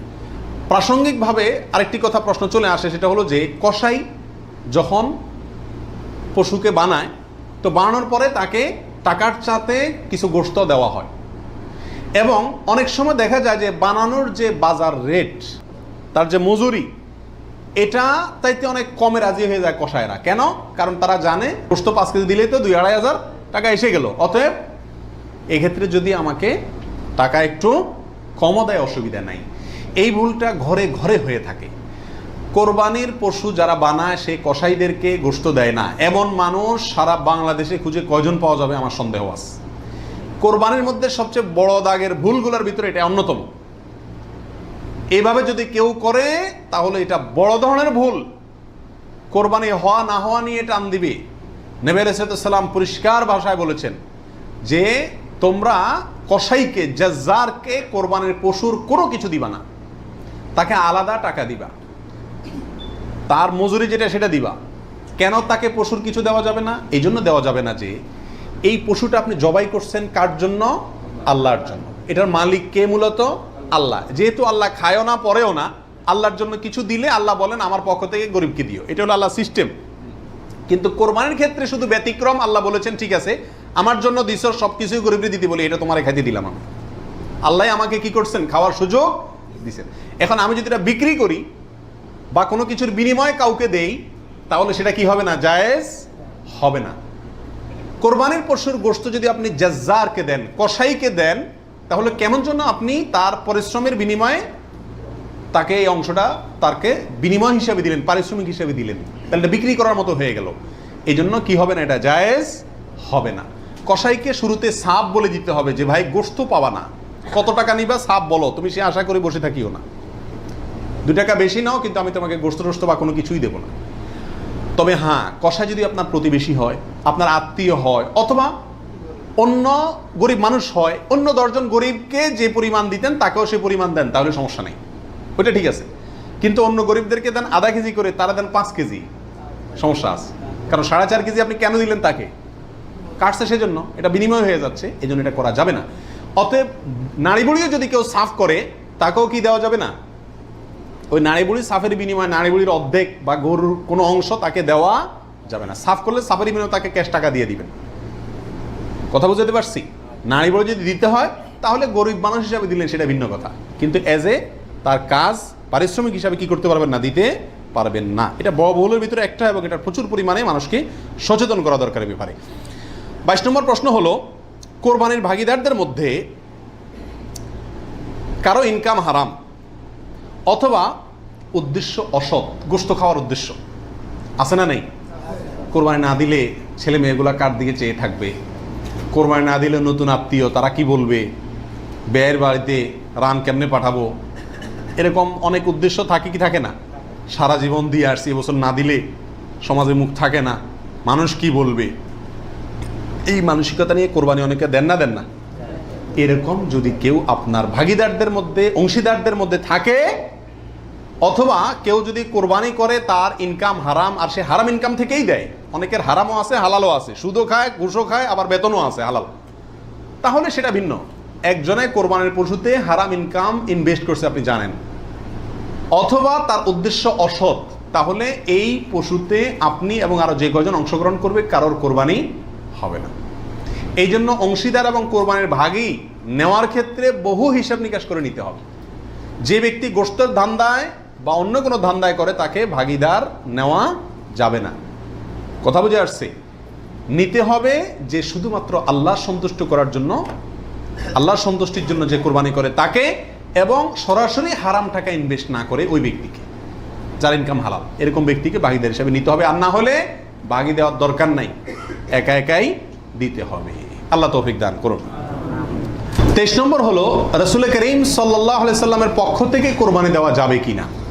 আমাদের দেশে প্রচুর পরিমাণে মানুষ রাসূল করিম সাল্লাল্লাহু আলাইহি সাল্লামের পক্ষ থেকে কি দেয়? কোরবানি দিয়ে থাকে। এর উত্তর হলো, রাসূল আকরাম সাল্লাল্লাহু আলাইহি সাল্লামের নামে উম্মত হিসাবে আপনি তার পক্ষ থেকে কোরবানি দিতে পারবেন। নবী আলাইহিস সালাম নিজেও কোরবানি দিয়েছেন তার উম্মতদের পক্ষ থেকে। তবে মৃত ব্যক্তির নামে কোরবানি দেওয়ার ক্ষেত্রে জীবিত ব্যক্তির সাথে মিশিয়ে দেওয়া, মিক্স করে দেওয়া, জীবিত ব্যক্তির সাথে অধীনস্থ করে মৃত ব্যক্তির নাম যোগ করা বা তার পক্ষ থেকে দেওয়া, এটা হলো সবচেয়ে ঝামেলামুক্ত এবং মতপার্থক্যের ঊর্ধ্বে উঠা। কথা বুঝতে পারছি? শুধুমাত্র মৃত ব্যক্তির নামে স্বতন্ত্র কোরবানি না দিয়ে জীবিত ব্যক্তির নিজের নামের সঙ্গে মৃত ব্যক্তিকে যুক্ত করে দিলেন, এই মতটাই হলো সবচাইতে সতর্কতামূলক মত এক্ষেত্রে মৃত মানুষের পক্ষ থেকে কোরবানি দেওয়ার ক্ষেত্রে। 24 নম্বর প্রশ্ন হলো, মা বাবা, স্ত্রী, বড় ভাই এদের কাউকে খুশি করার জন্য কারোর পক্ষ থেকে, সমাজে বলে কারোর নামে, কোরবানি দেওয়া যাবে কি যাবে না? উত্তর হলো না। এটা রিয়া, লৌকিকতা, মানুষ দেখানো, এটা শিরকে আসগর। আমাদের সমাজে একটা সমস্যা দেখা দেয় কোরবানির সিজন আসলে। কথার কথা, একটা পরিবারে আপনি একটা গরুতে একটা অংশ কোরবানি দিবেন অথবা ছাগল কোরবানি দিবেন, সেক্ষেত্রে মা চায় যে আমার নামে দেখ, মানে আমার পক্ষ থেকে দেখ, বাপে চায় যে আমার পক্ষ থেকে দেখ। এখন ছেলে চিন্তা করে কারে খুশি করব। অনেক সময় স্ত্রী স্বামী দুজনের ভিতরে চায় যে আমার নামে দেখ, বড় ভাইয়ের নামে না দিলে বড় ভাই মুখ কালো হয়, এই জন্য কার নামে দিবে এটা নিয়ে এক ধরনের হেজিটেশনে মানুষ ভুগে। এক্ষেত্রে অনেক সময় অংশ বাড়ায় দেয় শুধু মাকে খুশি করার জন্য, যে ওনার নামেও কি করলাম, একটা দিলাম। এটা এক ধরনের রিয়া বা লৌকিকতা। যদিও যদি সওয়াবের উদ্দেশ্যে থাকে যে উনি ভালো কাজ করতে চান, সেই হিসাবে ওনাকে আমি ভালো কাজে সহায়তা করলাম, তাহলে ভিন্ন কথা। কিন্তু সাধারণত এই চিন্তাটা খুব কমই থাকে। এই জন্য কাউকে খুশি করার টার্গেটটা কোরবানিতে থাকা উচিত না। আর মা বাবা বা অন্যদেরও মনে রাখা উচিত, যার সামর্থ্য আছে সে দিবে, যে মূল কর্তা সে দিবে। এক্ষেত্রে আমার নামে দিল না, অমুকের নামে দিল না, অমুকের পক্ষ থেকে দিল না, এই জন্য মন খারাপ করা তাদেরও উচিত না, এটা বোকামি। 25 নম্বর প্রশ্ন হলো, কয়েকজন মিলে এক ভাগ কোরবানি দিতে পারবে কিনা? 2 জন, 3 জন, 4 জন, 5 জন মিলে এক ভাগ কোরবানি দিতে পারবে কিনা? প্রবাসে দেখা যায় একটা রুমে 3 জন 4 জন আছে, তো কোরবানিদের দিন 4 জন মিলে যায় কি করে, একটা ছাগল কিনে নিয়ে আসে, আয়না জবাই করে। তো 4 জন মিলে যদি একটা ছাগল দেয় অথবা একটা অংশ গরুতে হোক অথবা ছাগলে হোক, কোরবানিতে যদি একাধিক ব্যক্তি যদি এক অংশ দেয়, কোরবানি হবে? হবে না। একটা অংশ একজন দিবে, সেখানে কয়েকজন যদি সেখানে অর্থায়ন করে, কয়েকজন ভাগ বসায়, আর এক অংশ কয়েকজন মিলে দেয়, তাহলে কি হবে না? কোরবানি হবে না, ওটা গোশত খাওয়া হবে। প্রবাসে যারা, যেসব ভাইয়েরা, লক্ষ লক্ষ ভাইয়েরা প্রবাসী আছেন, দেখা যায় যে 5 জন, 6 জন, 7 জন একটা রুমে আছেন, তো তারা সবাই মিলে একটা ছাগল কিনে এনে গোশত খান, কোরবানি তাদের উদ্দেশ্য থাকে না। আমি তাদেরকে অনুরোধ করব যে আপনারা কেন একটা পদ্ধতি অবলম্বন করেন না, যাতে আপনাদের কোরবানির সওয়াব হবে, গোশতও খাওয়া হবে। সেটা হলো এই, আপনাদের 6 জনের মধ্যে সবাই টাকাটা একজনকে মালিক বানায় দেন, যে ভাই আপনি সিনিয়র মানুষ বা আপনি বড় ভাই, আপনাকে আমরা সবাই মিলে 100 করে 500 রিয়াল দিলাম, আপনি এই টাকা দিয়ে একটা ছাগল আয়না কোরবানি করেন। উনি ওনার জন্যই কোরবানি করলো, আপনারা সবাই টাকাটা দিলেন, তাহলে আপনারা যে সহায়তা করলেন সব পেলেন কি পেলেন না? আর ওনার কোরবানিটাও হয়ে গেল, গোশতও খাওয়া হয়ে গেল, একসাথে সবগুলা পাখি এক ডিলে মারা গেল। আর যদি সবাই ঈদের দিনই জবাই করবেন ছাগল, তাহলে কোরবানি কেন করবেন না?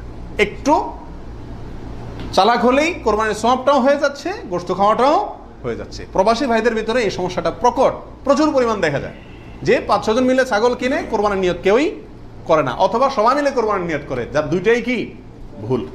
26 নম্বর প্রশ্ন হলো, কোরবানির টাকা অন্য কেউ যদি দিয়ে দেয়, তাহলে কোরবানি হবে কিনা? আমি গরিব মানুষ, আমি কোরবানি করতে চাচ্ছি, অথবা সামর্থ্যবান, আমাকে একজনে টাকা দিয়ে দিল যে আপনাকে একটা ছাগল দিয়ে দিলাম, অথবা আপনার ছাগলের টাকা দিয়ে দিল যে আপনি কোরবানি দিয়েন। আমার পক্ষ থেকেই কোরবানি দেওয়ার জন্য কেউ আমাকে টাকা দিয়ে সহায়তা করলো, হেল্প করলো, এতে আমার কোরবানি দিলে কোরবানি হবে কি হবে না? কি বলেন আপনারা? হবে। যদি কেউ টাকা দিয়ে আপনাকে কোরবানির জন্য সহায়তা করে, ছাগল কিনে দিল, গরু কিনে দিল, কোরবানির অংশের টাকা দিয়ে দিল, আপনার পক্ষ থেকে কোরবানি দেওয়ার জন্যই আপনাকে টাকা দিছি, তার টাকা দিয়ে আপনি নিজে কোরবানি দিলেন নিজের পক্ষ থেকে, এটাতে কোনো অসুবিধা নাই। যে কোনো অর্থনৈতিক ইবাদতে অর্থটা যদি দ্বিতীয় পক্ষ দিয়ে দেয়, অন্য কেউ দিয়ে দেয়, এবং তার টাকা দিয়ে আপনি ইবাদতটা করেন, তাহলে জায়েজ আছে। যেমন আপনি হজ করবেন, আপনি ওমরা করবেন, আপনাকে হজের টাকাটা আমি দিয়ে দিলাম, আপনি হজ করবেন আমি দিয়ে দিলাম, আমি এটা আমার পক্ষ থেকে করার জন্য দেই না, আপনার হজ আপনি করেন, আমি টাকা দিয়ে দিলাম, হেল্প করলাম আপনাকে, অথবা কিছু হেল্প করলাম, এটাতে কোনো অসুবিধা নাই। ওমরার ক্ষেত্রেও নাই, ঠিক কোরবানির ক্ষেত্রেও অন্য কেউ টাকা দিলেও আপনার পক্ষ থেকে কোরবানি করার জন্য যদি অর্থায়ন করে বা সহায়তা করে বা টাকা দেয়, সেই টাকা দিয়ে আপনি কোরবানি দিলে কি হবে? আপনার কোরবানি হয়ে যাবে। 27 নম্বর প্রশ্ন হলো, লোন করে কোরবানি করা যাবে কিনা, হাওলাত করে ঋণ করে কোরবানি করা যাবে কিনা? এর উত্তর হলো যাবে, যদি সেই ঋণের টাকাটা দেওয়ার মতো ব্যবস্থা বা ইচ্ছা, সদিচ্ছা থাকে, তাহলে ঋণ করেও কি দেওয়া যাবে? ঋণ করে ভালো কাজ করা যায়। 28 নম্বর প্রশ্ন হলো, ঋণগ্রস্ত ব্যক্তির জন্য কোরবানি দেওয়া উত্তম নাকি ঋণ দেওয়া উত্তম? উত্তর হলো ঋণ দেওয়া উত্তম, কারণ কোরবানির চাইতে তার জন্য ঋণের গুরুত্ব বেশি। সে যদি ঋণগ্রস্ত হয়, তার জন্য কোরবানি ইসলামী শরীয়তে তার জন্য কোরবানি না, তার জন্য ঋণ দেওয়া জরুরি। সে ঋণ পরিশোধ করবে, এরপরে টাকা থাকলে কোরবানি দিবে, না থাকলে কোরবানি দিবে না। কিন্তু আমাদের আজকাল অবস্থা হলো, ঋণ থাকলেও আমরা কোরবানি দিই, কারণ না দিলে মুখ রক্ষা হয় না, ছেলে মেয়ে কার দিকে চেয়ে থাকবে, গোশত কোত্থেকে খাবে। অতএব এগুলা কোরবানি না, এগুলা নিছক গোশত খাওয়া এবং ফুর্তি। 29 নম্বর প্রশ্ন হলো, হাজি সাহেবদের জন্য দেশে কোরবানি করা জরুরি কিনা? যারা হজ করতে আসছেন, তারা দেশে তাদের পক্ষ থেকে কোরবানি দিতে হবে কিনা? উত্তর হলো না। হাজি সাহেবরা যারা আসছেন, তারা হজ করতে এসে হজের পরে তারা দমে শকর দিচ্ছেন, শুকরিয়া স্বরূপ যে দম দিচ্ছেন, যেটাকে আমরা কোরবানি বলি, এখানে দিচ্ছেন, তাদের জন্য দেশে তাদের পক্ষ থেকে আর কোরবানি দেওয়া কিনা জরুরি না। তাছাড়া তারা মুসাফির অবস্থায় মুসাফির ব্যক্তির জন্য কি দিতে হয় না? কোরবানি দিতে হয় না। 30 নম্বর প্রশ্ন হলো, বিয়ের অলিমার গোশত সংগ্রহের জন্য কোরবানি করা জায়েজ আছে কিনা? আমাদের দেশে উল্লেখযোগ্য সংখ্যক বিয়ে হয়ে থাকে কোরবানিদের পরে। আপনারা খেয়াল করবেন, আগদ হয়তো আগে পরে হয়, খাওয়ান দাওয়ানের অনুষ্ঠান হয় কোরবানিদের পরে। আল্লাহ মাফ করুক, কোরবানির সময় তো গরু একটা এমনি জবাই করা লাগে, তো ওই সময় যদি অলিমার অনুষ্ঠানটা বা বৌভাতের অনুষ্ঠানটা করা যায়, তাহলে তো ওই গোশত দিয়েই সারা যায়, গোশতের টাকাটা বেঁচে যায়। যদি কারোর এরকম উদ্দেশ্য থাকে, তাহলে সেক্ষেত্রে তার কোরবানি হবে না। আর যদি কেউ মনে করে যে না, ঈদের পরে সবাইকে পাইতে সুবিধা হয়, সেজন্য ওই টাইমটাতে করতেছি, অথবা আপনার কোরবানি করলাম, অলিমার জন্য আলাদা গরু জবাই করলাম, অথবা আপনার কোরবানির গোশত অলিমার জন্য করি না, আমি অলিমা করলেও একটা গরু দেই, অন্য বছর না থাকলেও একটা গরু আল্লাহর জন্য দেই, এরকম যদি কেউ থাকে, তাহলে তার জন্য জায়েজ আছে। আর তা না হলে এই কোরবানির গোশত দিয়ে অলিমা সারা, অনুষ্ঠান সারা, এটা যদি ওই উদ্দেশ্যে করে, তাহলে সেক্ষেত্রে এটা কোরবানি হবে না, বরং এটা এক ধরনের তামাশা হবে কোরবানির নামে। 32 নম্বর প্রশ্ন হলো, কোরবানির সুন্নাহ পদ্ধতি কি, কোন দিকে ফিরে জবাই করতে হবে? এর উত্তর হলো, কোরবানির সুন্নাহ সম্মত পদ্ধতি হলো, পশুকে মাথা দক্ষিণ দিকে দিয়ে পাও কেবলামুখী করে তারপরে বিসমিল্লাহি আল্লাহু আকবার বলে কি করতে হবে? জবাই করতে হবে। জবাই করার ক্ষেত্রে সাধারণত পশুর কানকে গলার দিকে টেনে ধরলে যে জায়গায় এসে কান থামে, ওই জায়গা বরাবর যদি ছুরি চালানো হয়, তাহলে খুব দ্রুত পশুর জবাই হয়ে যায়, কষ্ট কম হয়, হাঁডি টাডির উপরে যায় না সাধারণত। বাকি এই জায়গাটা ধরে যেখানে হাড্ডি নেয় সেখানে ছুরি চালানো এবং পশ্চিম দিকে ফিরিয়ে দক্ষিণমুখী করে করা। যদি কেউ অন্য কোনো দিকে ফিরে করে ফেলে, তাহলেও তার কোরবানি হয়ে যাবে, কিন্তু এটা সুন্নাহর খেলাফ হলো। রাসূল আকরাম সাল্লাল্লাহু আলাইহি সাল্লাম থেকে এভাবে কোরবানি করাটাই প্রমাণিত আছে। 32 নম্বর প্রশ্ন হলো, কোরবানির ভাগিদারদের নাম জপা কোরবানির পরে এটা জরুরি কিনা? আপনারা দেখবেন, ভাগিদারে কোরবানি যদি দেয়, তার লিস্ট লিখতে লিখতে অবস্থা খারাপ হয়ে যায়, এবং যিনি কোরবানির পশু জবাই করেন ওই হুজুর নাম নিতে নিতে অবস্থা খারাপ। আল্লাহর নামে এতবার নেয় কিনা সন্দেহ, এতবার ওই ভাগিদারদের নাম নেয়, কারণ ভালো করে নাম নিলে টাকা পাওয়াও, কোরবানি জবাইয়ের টাকা পাওয়াও কঠিন হয়ে যাবে। তো এটা জরুরি কিনা? উত্তর হলো, এটা মুস্তাহাব। কোরবানি করার পরে আল্লাহুম্মা তাকাব্বালহু মিন ফুলান ফুলান ফুলান, আল্লাহ এটাকে অমুকের পক্ষ থেকে নাম ধরে তাদের পক্ষ থেকে কবুল করুন, এরকম বলাটা মুস্তাহাব, উত্তম। রাসূল আকরাম সাল্লাল্লাহু আলাইহি ওয়াসাল্লাম নিজেও বলেছেন, আল্লাহ এটা আমার পক্ষ থেকে কবুল করেন, এটা আমার উম্মতের পক্ষ থেকে কবুল করেন, আমার পরিবার, এটা আমার উম্মতের পক্ষ থেকে। তাহলে এভাবে সবাইয়ের পক্ষ থেকে কোরবানি, যে কয়জন দিচ্ছে তাদের পক্ষ থেকে কোরবানি হচ্ছে, এই কথাটা, এবং তাদের পক্ষ থেকে আল্লাহ কবুল করেন, এটা বলাটা উত্তম, মুস্তাহাব কিন্তু কিনা। কোনো কারণে যদি এটা কেউ বলতে ভুলেও যায়, নিয়ত যেহেতু আছে আল্লাহ জানেন, অতএব কি হয়ে যাবে? কোরবানি হয়ে যাবে। 33 নম্বর প্রশ্ন হলো, শ্বশুর বাড়ি থেকে কোরবানির পশু হাদিয়া নেওয়া জায়েজ আছে কিনা? জোরে সোরে এই কালচারটা ইদানিং ছড়াইতেছে, মানুষের টাকা পয়সাও হয়েছে, তো এই জন্য ওই মেয়ের বাপের বাড়ির পক্ষ থেকে ছেলের বাবার বাড়িতে গরু পাঠায়, ছাগল পাঠায়। আগে পাঠাইতো রান, কল্লা, গোশত। এখন গোশত, কল্লা আর রানে জামাইরাও খুশি না, আর বাপ মাও দিয়া সন্তুষ্ট না। এই জন্য পাঠায় ডাইরেক্ট গরু বা ছাগল, এটা জায়েজ আছে কিনা? উত্তর হলো, যদি হাদিয়া হিসাবে দেয়, তাদেরও সামর্থ্য আছে, অভাব নাই, আর এটা লোকচক্ষু ভয়ে অথবা সমাজের মানুষের বলার ভয়ে বা অন্য কোনো কারণে না দেয়, এমনি আসলে হাদিয়া দিছে, তাহলে তো হাদিয়া নেওয়া তো জায়েজ আছে, বরং সুন্নাত। কিন্তু যদি এটা হয় যে না দিলে জামাই কি বলবে, জামাইয়ের মা খোঁচাবে, অমুকরা খোঁচাবে, তমুকরা খোঁচাবে, এসব কারণে যদি দেয়, তাহলে সেটা গ্রহণ করা জামাইয়ের পরিবারের জন্য কি হবে না? জায়েজ হবে না। এবং এটা খুবই বাজে একটা কালচার। উচিত তো হলো জামাই বাবা জিয়ে শাশুড়ির জন্য, শ্বশুরবাড়ির জন্য গরু ছাগল পাঠানো, এটা হলো উচিত। কারণ তারা সারা জীবন এই মেয়েটাকে বড় করে লাখ লাখ টাকা ইনভেস্ট করে মানুষ করে আমাকে দিয়ে দিছে। আমি বছরে বছরে একবার করে তাদের একটা গরু ছাগল দিতে পারলে ভালো হয়। খবরদার, আবার শ্বশুরবাড়িতে দিলেন, বাহর বাড়িতে কিছুই দিলেন না। অনেকে আছে শ্বশুরবাড়ির অন্ধ, আবার সেটাও আবার সঠিক না। ব্যালেন্স রাখতে হবে। আল্লাহ তৌফিক দান করুন। 35 নম্বর প্রশ্ন হলো, বৈদ্যুতিক মেশিনে জবাই করা জায়েজ আছে কিনা? আপনারা জানেন যে উন্নত দেশগুলোতে বৈদ্যুতিক মেশিন দিয়ে জবাই করার একটা কালচার প্রচলিত আছে, বা অটোমেটিক মেশিন দিয়ে জবাই করার কালচার আছে। এটা দিয়ে জবাই করলে জবাই হবে কিনা? উত্তর হলো, পশু জবাই হওয়ার জন্য শর্ত হলো পশুর নির্দিষ্ট কয়েকটা রগ আছে, রগগুলা কাটা যেতে হবে এবং রক্ত প্রবাহিত হইতে হবে। যদি কোনো বৈদ্যুতিক শক ইত্যাদির মাধ্যমে পশুকে দুর্বল করে ফেলা হয়, যে দুর্বল করার ফলে অনেক সময় বাঁচে কিনা এটাই সন্দেহ হয়, এরপরে ছুরি চালানো হয়, তাহলে ওই পশু দিয়ে কোরবানি করা জায়েজ হবে না। কারণ যে দুর্বল বানায় তাকে কি করা হচ্ছে? জবাই করা হচ্ছে, বিধায় এটা জায়েজ নাই। আর যদি ছুরি দিয়ে করা হয় এবং মানুষের হাত না লাগে এবং বিসমিল্লাহ বলা হয়, মুসলমানে সুইচ চালায়, তাহলে সেক্ষেত্রে ছুরি দিয়ে যদি জবাই হয়, কাটা যায়, তাতে কি হবে? কোরবানি হয়ে যাবে ইনশাআল্লাহ, এবং জবাই বিশুদ্ধ হবে। 35 নম্বর প্রশ্ন হলো, জবাইয়ের সময় বিসমিল্লাহ বলতে যদি কেউ ভুলে যায়, তাহলে কি করবে? এর উত্তর হলো, নিজের পশু তো নিজে জবাই করা উত্তম। যারা প্রফেশনাল জবাই করেন মৌলভী সাহেবরা, তারা তো ভুলের কথা না, কারণ তাদের অভ্যাসই আছে। নিজেটা নিজে করতে গেলে ডরে ভয়ে ভুলেও যেতে পারে। যদি কেউ ভুলে যান, ভয়ের কোনো কারণ নাই। মুসলমান যদি ভুলেও যায়, তবুও সেই পশু হালাল হবে, খাওয়া হারাম হবে না। ইচ্ছাকৃত যদি কেউ বিসমিল্লাহ না বলে, সেটা ভিন্ন কথা, সেটা সমস্যা আছে। কিন্তু ভুলে যদি বিসমিল্লাহ না বলে, তাতে পশু হালালই থাকবে, হারাম হবে না ইনশাআল্লাহ। 36 নম্বর প্রশ্ন হলো, কোরবানিকারীকে কি চুল, নখ ইত্যাদি কাটা থেকে বিরত থাকতে হবে? উত্তর হলো হ্যাঁ। নবী রাসূলুল্লাহ সাল্লাল্লাহু আলাইহি ওয়াসাল্লাম বলেছেন, মান আরাদা আন ইউদাহিয়া, যে ব্যক্তি কোরবানি করার ইচ্ছা রাখে, পোষণ করে, ফালা ইয়াখুয মিন শা'রিহি ওয়া আযফারিহি শাইআ, সেই জন্য তার নখ, চুল ইত্যাদি কোনো কিছুতে হাত না দেয়। কোরবানির ঈদের 10 দিন আগে, চাঁদ যেদিন উঠবে ওই দিন থেকে নিয়ে ঈদের দিন পর্যন্ত এগুলো করা যাবে না। কি করা যাবে না? চুল, নখ ইত্যাদি কাটা যাবে না, কাটবে না কোরবানিকারী ব্যক্তি। কোরবানি দেওয়ার পরে চুল, নখ ইত্যাদি কাটবে, এটা খেয়াল রাখা উচিত। 37 নম্বর প্রশ্ন হলো, কোরবানিকারী ব্যক্তি এই 10 দিন দাড়ি শেভ করতে পারবে কিনা? জটিল একটা প্রশ্ন। কোরবানি করবেন, বাকাওয়াতি করবেন, খুব ভালো কথা, জায়গায় এসে ধরা গেছেন, দাড়ি শেভ করতে পারবেন কিনা? উত্তর হলো না।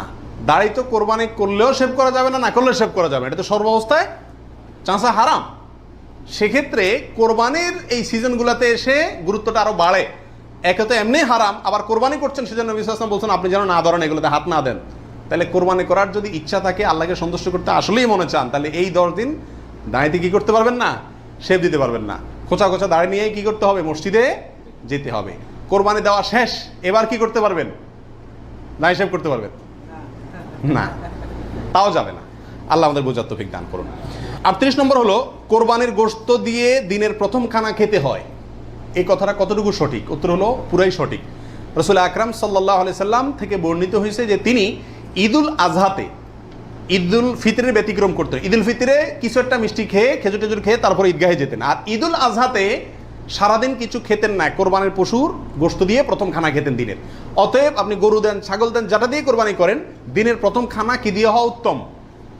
ওই গোশত দিয়ে হওয়া উচিত। গোশতটা তো আল্লাহকে দিয়ে দিয়েছেন, আল্লাহর নামে জবাই করছেন, আল্লাহ আপনাকে হাদিয়া দিয়েছেন। এই জন্য আল্লাহর হাদিয়ার আগে একটু পেটটা খালি রাখেন, আকর্ষণ করে খান, তাহলে ইনশাআল্লাহ সেটা আপনার জন্য, আপনার আল্লাহর হাদিয়াকে আপনি মূল্যায়ন করলেন, সেটা প্রমাণ হবে। 39 নম্বর প্রশ্ন হলো, পশুর রক্তে নাকি আরোগ্য আছে, কোরবানির পশুর রক্তে, এই কথাটা কতটুকু সঠিক? কোন কোন এলাকাতে আমি নিজের চোখে বহুবার দেখার দুর্ভাগ্য হয়েছি, অনেকে দেখা যায় কোরবানির পশু জবাই করার সময় রক্তগুলা একটা বাড়িতে করে নিয়ে যায় গরম গরম, এরপরে নিয়ে পোলা পানিরে খাওয়ায়। এটা খাওয়াইলে বলে অনেক রোগ বালাই ভালো হয়। বুঝাচ্ছে কথা? এটা সম্পূর্ণ কুসংস্কার। কোরবানির পশুতে কোনো আরোগ্য নাই, এটা ভুল ধারণা, এটা থেকে বেঁচে থাকা উচিত। 40 নম্বর প্রশ্ন হলো, পশুর জান যাওয়ার আগে কি চামড়া ছিলা জায়েজ আছে? উত্তর হলো না। কঠোরভাবে নিষেধ। আমাদের দেশে কসাইরা এবং যারা চামড়া ছিলে নিজেরা অনেক সময় দেখা যায় যান এখনো পুরো বাইর হয় না, রু বাইর হয় না, তার আগেই ওই পায়ের রগ কাটা শুরু করে, চামড়া ছিলা শুরু করে, পুরো নাড়াছাড়া করে। এটা জায়েজ নাই, এটা গুনাহের কাজ। আপনি কোরবানি করছেন ইবাদত, অথচ গুনাহ হচ্ছে সাথে। নবী আলাইহিস সালাম বলেছেন ইন্নাল্লাহা কাতাবাল ইহসানা আলা কুল্লি শাই, আল্লাহ সব বিষয়ের প্রতি ইহসান করার নির্দেশ করেছেন। অতএব ফাইদা কাতালতুম ফাআহসিনুল কিতলাতা ওয়া ইযা যাবাহতুম ফাআহসিনুজ যাবিহাতা, তোমরা যখন কোনো পশুকে জবাই করবে তখন ওই পশুর প্রতি রহম করিও, ভালো করে ধারটা দিয়ে নিবেন। নবী সাল্লাল্লাহু আলাইহি ওয়াসাল্লাম বলছেন যাতে করে তার রু বের হইতে কষ্ট না হয়। সেখানে জীবিত অবস্থায় এখনো মরে নাই, আপনি চামড়া ছিলা শুরু করে দিলেন, এটা খুবই অন্যায় এবং জুলুম। কোনো পশু কষাই যদি করে তাকে থামাই দিবেন যে রু যেতে দাও, তারপরে হাত দাও। 41 নম্বর প্রশ্ন হলো কোরবানি আর আকিকা এ দুটো একসাথে দেওয়া যাবে কিনা, এটা কমন প্রশ্ন আমাদের সমাজে। এর উত্তর হলো অনেক উলামায়ে কেরামের মতে দেওয়া যাবে, ফতোয়া শামী ইত্যাদিতে তাই লেখা আছে যে দেওয়া যাবে কোরবানি আর আকিকা একসাথে একই গরুর মধ্যে। আর অনেক উলামায়ে কেরামের মধ্যে দেওয়া যাবে না। এর ভিতরে আপনার পাকিস্তানের খুব নামকরা মুফতি ছিলেন মুফতি রশিদ আহমদ রাহমাহুল্লাহ, আহসানুল ফতোয়ার লেখক। তিনি হানাফি মাযহাবের বড় উলামায়ে কেরামের মধ্যে থেকে তিনি কঠোরভাবে এর বিরুদ্ধে করেছেন এবং বলেছেন কোন অবস্থাতেই কোরবানি আর আকিকা একসাথে মিক্স করা যায় না, উচিত না। কারণ কোরবানি একটা ইবাদত, আকিকা আরেকটি ইবাদত। আর তাছাড়া গরু এক অংশে একাধিক ব্যক্তি দিতে পারবে, এটা কোরবানির ক্ষেত্রে নবী সাল্লাল্লাহু আলাইহি ওয়াসাল্লাম বলছেন, আকিকার ক্ষেত্রে বলেন নাই। সেই জন্য কোরবানি এবং আকিকা পৃথক হওয়া উচিত। একই দিনে হতে পারে কিন্তু গরুর অংশে কোরবানির না, এই আকিকার কারণ নামের অংশ থাকা উচিত না। এই মতটা বেশি শক্তিশালী এবং বেশি সতর্কতামূলক। 42 নম্বর প্রশ্ন হলো ভিন্ন দেশে কোরবানি করা যাবে কিনা। আপনি এই দেশে আছেন, আপনার কোরবানি দেশে আপনার পক্ষ থেকে হলো, এটা জায়েজ আছে কিনা? উত্তর হলো আছে। এটা কোনো কোনো ক্ষেত্রে উত্তম হয় যদি আপনার উদ্দেশ্য হয় এমন যে ওখানে আরো বেশি অভাবী মানুষ আছে, আমি তাদেরকে গোশত দেব। কিন্তু সবসময় এটা হওয়া উচিত না। প্রবাসীরা যেখানে আছেন সেখানেও কোরবানির কালচার চালু করা উচিত। আমার জানা মতে প্রবাসী যারা আছেন, লক্ষ লক্ষ প্রবাসী, সবাই কোরবানি দেওয়ার সামর্থ্য আছে। এদের 10% লোকও এখানে কোরবানি দেয় না। কারণ কোরবানি দিলে আমার গোশত খাবে কে? দান্দা হলো গোশতের দিকে। এটা সব যদি মনে করে তাহলে তো যেখানে থাকি সেখানেই দেওয়া উচিত। এটা হলো মূল বিধান। অন্য জায়গায় আপনি দিবেন যদি সেখানে দিলে বেশি সওয়াব হয়। অবশ্যই গ্রামে আমাদের দেশে গরিব বেশি, সেই হিসাবে সেখানে গোশত দিলাম, সেই নিয়তে দিলেন, ঠিক আছে। কিন্তু আপনি এই নিয়তে দেন যে আমি এখানে গোশত যদি কোরবানি দেই তাহলে গোশত সব হাতে বুতে খাইব, আমার পরিবারের লোকজন তো পাইব না। এই নিয়ত যদি হয় তাহলে সেটা কিন্তু অন্যায় এবং ভুল। 43 নম্বর প্রশ্ন হলো ভিন্ন দেশে কোরবানি করলে কোন সময়ের দিকে খেয়াল করে কোরবানি করবে? কথার কথা আপনার কোরবানি দেশে হচ্ছে, তো এখানে যদি একদিন আগে পরে চাঁদ দেখা দেখি হয়, টাইম আগে পরে হয়, তাহলে কোন হিসাবে করবে? আপনার সময় না তাদের সময়? আপনার কোরবানি কিন্তু। এর উত্তর হলো যেই দেশে কোরবানি হচ্ছে পশু যেখানে আছে সেখানকার সময় দেখে কি করতে হবে? কোরবানি করতে হবে। আপনার এখানে ঈদের নামাজ হয়েছে কি হয় না সেটা দেখা দেখির দরকার নাই। 44 নম্বর প্রশ্ন হলো কোনো কারণে কোরবানি করতে না পারলে, পশু কিনছেন কিন্তু কোরবানি করতে পারেন না, করবেন কি? উত্তর হলো যে পরবর্তীতে কি করে দিবেন? আপনি সদকা করে দিবেন। মৃত ব্যক্তির নামে কোরবানির বিধান কি? একটু আগে যেটা বললাম, অর্থাৎ শুধু মৃত ব্যক্তির নামে আলাদা কোরবানি দেওয়া যায় অনেক উলামায়ে কেরাম বলেন, কিন্তু অনেক উলামায়ে কেরাম বলেন যারা মৃত ব্যক্তির সাথে জীবিত ব্যক্তির সাথে মৃত ব্যক্তিকে যোগ করে দেওয়া যাবে। আপনি একটা ছাগল দিলেন, বলেন যেটা আল্লাহ আমার এবং আমার মৃত বাবার পক্ষ থেকে, এভাবে করা যাবে। আর নবী আলাইহিস সালাম একটি ছাগল তার পুরো উম্মতের পক্ষ থেকে দিয়েছেন, জীবিত মৃত সবাই মোটামুটি এর ভিতরে শামিল। 45 নম্বর গেল। 46 নম্বর হলো কোরবানির পশুর চামড়ার বিধান কি? উত্তর হলো কোরবানির পশুর চামড়া এটা নিজে ব্যবহার করতে পারলে সেটা করা উচিত। চামড়া প্রসেস করে ব্যবহার করতে পারলে এটা করা উচিত। কোথাও কোথাও মানুষ খায়, যদি খাইতে পারেন চামড়া পরিষ্কার করে সেটাও আপনার জন্য ঠিক আছে। কিন্তু কোরবানির পশুর চামড়া বিক্রি করা হয় আমাদের দেশে বেশিরভাগ ক্ষেত্রে, এই কাজটা অনুত্তম কাজ, অনুচিত কাজ। কেন? কারণ কোরবানির গোশত এটাও বিক্রি করে আপনি টাকাটা দানই করে দিলেন, কিন্তু এটা উচিত না, বিক্রি করবেন না। আপনি হয় সরাসরি গোশত দিবেন, আনা নিজে খাবেন, দুটার একটা। বিধায় কোরবানির পশুকে আপনার কোনোভাবেই এটার কোনো অংশকে বিক্রি করে তারপর টাকাটা আপনি দানে করে দিলেন, কিন্তু বিক্রি করার দিকে না যাওয়াটাই উচিত। সরাসরি ওই জিনিসটা দান করলে সেটাই বেস্ট। 47 নম্বর প্রশ্ন হলো কোরবানির পশুর কোনো অংশ বিক্রি করা জায়েজ আছে কিনা? চামড়ার ক্ষেত্রে এই কথা চলে আসছে অনেকাংশে, তাও পৃথক করে বলতে হয় যে না, কোরবানির পশুর গোশত, হাড্ডি, বুড়ি কোনো কিছু বিক্রি করা যিনি কোরবানি করছেন তার জন্য জায়েজ নাই, উচিত নাই। তবে যাকে আপনি দান করছেন গরিব মানুষ, সে যদি নিয়ে আবার বিক্রি করে দেয় তার জন্য কি আছে? জায়েজ আছে। কোরবানির পশুর চর্বি অথবা হাড্ডি এগুলো বিক্রি করার একটা প্রথা আছে আমাদের দেশে, এটা করা যাবে না। কোরবানির ঈদের আমি খেয়াল করছি ভ্যানালারা বাইর হয়, অতিরিক্ত চর্বিগুলো আছে এগুলো কেজি দরে কিনে, হাড্ডি কিনে এগুলোকে বিভিন্ন কাজে ব্যবহার করা হয়। তো আমাদের জন্য এগুলো বিক্রি করে নিজে খাওয়ার তো প্রশ্নই ওঠে না। যদি বিক্রি করেই ফেলেন তাহলে এটা দান করে দিতে হবে গরিবকে। আর বিক্রি না করে ওটা হয় এমনি আল্লাহর রাস্তায় কাউকে দিয়ে দিবেন, আর না হলে নিজে খাবেন, ব্যবহার করবেন, বিক্রি করবেন না। 48 নম্বর প্রশ্ন হলো কোরবানির গোশত কিভাবে বন্টন করবেন, কয় ভাগ করবেন? এর উত্তর হলো কোরবানির পশু 3 ভাগে বন্টন করা উলামা ইকরাম মুস্তাহাব বলেছেন, কিন্তু কোনো হাদিসে এর ক্ষেত্রে আলাদা করে এভাবে নির্দেশ করা হয় যে 3 ভাগে করতে হবে। আল্লাহ কোরআনে বলছেন যে ফাকুলু মিনহু, তোমরা কোরবানির পশু থেকে নিজেরা খাও, ওয়া আতইমু আল কানিআ ওয়াল মুতাররা, ধনী গরিব সবাইকে দাও। তাহলে ধনী গরিব 2 ভাগকে দাও, আবার নিজে খাও, 3টাই হয়ে গেল এখানে। আয়াত থেকে 3 ভাগ মোটামুটি ভাবে ইঙ্গিতে বোঝা যাচ্ছে, কিন্তু এটা কোনো জরুরি কিছু না। আর সহিহ মুসলিম হাদিসে আছে নবী সাল্লাল্লাহু আলাইহি ওয়াসাল্লাম বলেছেন তোমরা নিজেরা খাও, আবার রেখেও দাও, আবার দানও করো, অর্থাৎ 3টা করা যাবে। আবার সহিহ মুসলিমের আরেক বর্ণনায় আসছে তোমরা খাও এবং মানুষকে খাওয়াও। তাহলে বোঝা গেল নিজে খাওয়া, অন্যকে দান করা সবগুলাই উত্তম এই কোরবানির গোশতের ক্ষেত্রে। 49 নম্বর প্রশ্ন হলো সমাজের ভাগ বলে একটা ভাগ প্রচলিত, যেটা জায়েজ আছে কিনা। অনেক এলাকাতে কোরবানি করার পরে সমাজের ভাগ উঠায় নেয় জোর করে বা বলা ছাড়া, জোর করা লাগে না, এমনি সবাই দেয়। এটা জায়েজ আছে কিনা? উত্তর হলো এটা উচিত না, এটা অন্যায়। কেন? কারণ আমরা 5 জন মিলে একটা গরুতে অংশগ্রহণ করলাম, দিলাম, এখন সমাজে 1 ভাগ নিয়ে তাদের মতো গরিবকেই দিল তারা, কিন্তু আমার হয়তো অন্য গরিব আছে আত্মীয় স্বজন, আমি তাদেরকে দেবো, কিন্তু তারা তো তাদের মতো দিচ্ছে। এটা উচিত না। আমার গোশতটা আমি কি করবো না করবো সম্পূর্ণ আমাকে স্বাধীনতা দিয়েছে ইসলাম, বিধায় সেখানে এরকম অঘোষিতভাবে চাঁদাবাজি বা হয়তো অনেকে সন্তুষ্ট হয়ে দেয়, কিন্তু কারোর মনে অসন্তুষ্ট থাকতে পারে। যদি থাকে তাহলে এটা জটিলতা দেখা দিবে। এই জন্য কি হবে না, এটা উচিত হবে না, যার যারটা তাকে ভাগ করতে দেওয়া উচিত এবং উত্তম। 50 নম্বর প্রশ্ন হলো কোরবানির পশু অমুসলিমকে দেওয়া যাবে কিনা। উত্তর হলো কোরবানির গোশত অমুসলিমকে খাওয়ানো যাবে, অসুবিধা নেই, শরীয়তে কোথাও নিষেধাজ্ঞা নাই, অমুসলিমকেও খাওয়ানো যাবে। 51 নম্বর প্রশ্ন হলো কোরবানির গোশত 3 দিনে বেশি রাখা জায়েজ আছে কিনা। উত্তর হলো জায়েজ আছে, 3 দিনে বেশি রাখা যাবে না এমন কোনো কথা নাই। 52 নম্বর প্রশ্ন হলো কোরবানির গোশত শুকায় রাখা জায়েজ আছে কিনা। যে এলাকায় ফ্রিজ নাই তারা শুকায় রাখতে পারবে কিনা। অনেকে বলেন আমাদের দেশে যে কোরবানির গোশত কি কারণ যায় না, শুটকি বানানো যায় না, এতে গরুর কষ্ট হয়, পশুর কষ্ট হয় বা গুনাহ হয়। এগুলা মন গড়া কথাবার্তা, এটা সঠিক নয়। বরং যে কোনোভাবে আপনি চাইলে কি করতে পারবেন, গোশত রাখতে পারবেন। আল্লাহ সুবহানাহু ওয়া তাআলা আমাদের সবাইকে বিশুদ্ধ রূপে সঠিকভাবে কোরবানি করার তৌফিক দান করুন। জাযাকুমুল্লাহ ওয়া আখিরু দাওয়ানা আলহামদুলিল্লাহ।